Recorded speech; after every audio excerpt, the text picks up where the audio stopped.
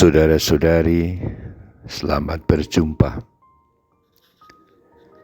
Pada kesempatan ini saya ingin mengajak Anda merenungkan adorasi sebagai saat Tuhan Yesus membuka rahasia kerajaan surga kepada kita.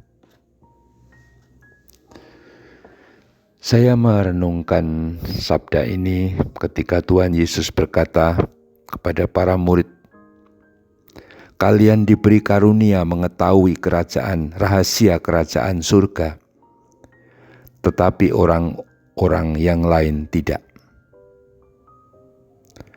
Perlu dimengerti bahwa Tuhan Yesus mengajar dengan banyak perumpamaan. Tetapi perumpamaan itu yang jelas mewartakan rahasia kerajaan Allah, tetapi disampaikan dengan perumpamaan. Disampaikan dengan sebuah kisah, pralambang-pralambang. Jadi tidak langsung dan terus terang. Nah, itu disampaikan kepada semua orang. Tidak hanya muridnya, tapi semua orang, siapapun, bahkan di luar para murid. Tetapi khusus para murid, Tuhan berkata, "Kalian diberi karunia mengetahui rahasia kerajaan surga, tetapi orang-orang lain tidak." Hal itu jawaban Tuhan Yesus ketika para murid bertanya, "Mengapa engkau mengajar mereka dengan perumpamaan? Kok tidak langsung?" Demikianlah tampak di sini bahwa ternyata Tuhan Yesus membedakan cara penyampaian misteri kerajaan Allah. Dia menggunakan perumpamaan untuk orang-orang lain yang di luar muridnya. Sementara untuk para murid sendiri, termasuk kita, Tuhan Yesus menyatakan belak-belakan, terus terang apa adanya. Tidak ada yang ditutup-tutupi. Semua sabda Tuhan Yesus, misalnya, bahwa kita harus menderita demi nama Tuhan Yesus, itu semua khas untuk kita.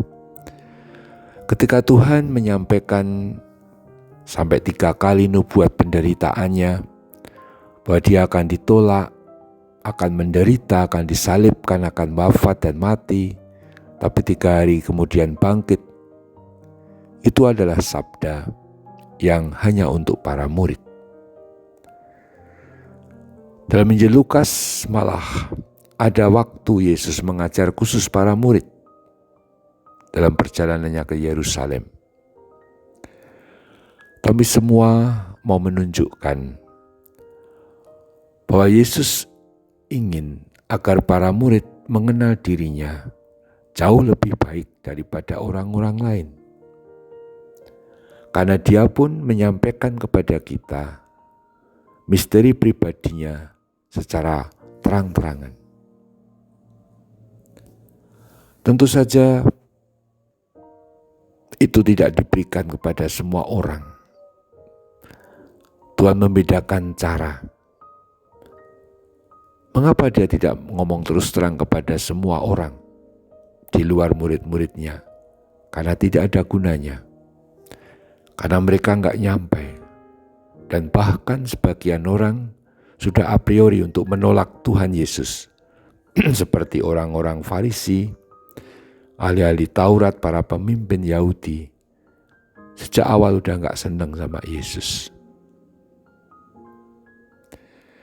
Bukankah dalam hidup kita pun tidak asing dengan pengalaman-pengalaman kita harus menderita ini itu, dipersulit ini itu, karena kita murid-murid Yesus. Kita tidak heran dengan ini semua. Tetapi memang kepada kita, Tuhan mewahyukan dirinya dengan berbicara secara terus terang. Bukan hanya mengenai siapa dirinya, tetapi mengenai apa yang menjadi karyanya, yaitu menyelamatkan kita. Dia sebagai putra Bapa yang diutus menyelamatkan kita. Dan Bapa adalah kasih, maka Tuhan juga adalah kasih, dan kita semua menerima kasih itu. Maka dengan demikian sebenarnya pengalaman kita yang merayakan Ekaristi, lalu kita juga beradorasi saat ini, adalah saat-saat kita mengalami Tuhan yang mewahyukan dirinya dengan terus terang. Saya bisa mengerti mengapa tidak semua orang paham betapa Ekaristi bagi kita sungguh menjadi pusat hidup Kristiani.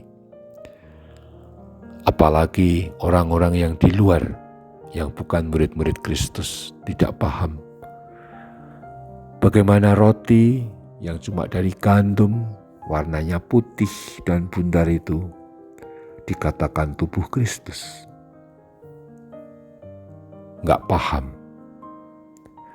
Tapi kita mengimani dengan penuh dan sadar, dan dengan kepercayaan yang sangat teguh bahwa itu adalah Kristus sendiri yang hadir dalam rupa roti. Nah, keyakinan macam inilah yang sebenarnya mau Tuhan katakan, kepadamu diberikan karunia mengetahui rahasia kerajaan surga. Iman kita akan misteri Allah Tritunggal, iman kita akan Kristus yang hadir dalam rupa roti, yakni Ekaristi, dan kerajinan Anda, ketekunan Anda beradorasi setiap hari tidak dimiliki oleh setiap orang. Bahkan tidak semua orang Katolik pun suka adorasi. Saya pikir-pikir ini memang panggilan untuk kita yang diundang untuk lebih dekat dengan Yesus. Memberi waktu. Seperti dalam persahabatan, semua orang adalah saudara kita, semua orang adalah sahabat kita barangkali. Tapi hanya beberapa orang yang sungguh-sungguh dekat dan erat hubungannya. Begitu pula dengan adorasi. Tuhan mengundang kita untuk dekat dengannya, untuk menerima karunia, mengetahui rahasia kerajaan surga. Marilah kita syukuri panggilan istimewa ini sambil berdoa supaya pandemi segera berakhir, semua orang diberi kesehatan, tenaga kesehatan juga diberi kesehatan, dan kita semua sehat juga. Terpujilah Tuhan kita Yesus Kristus untuk selama-lamanya. Amin.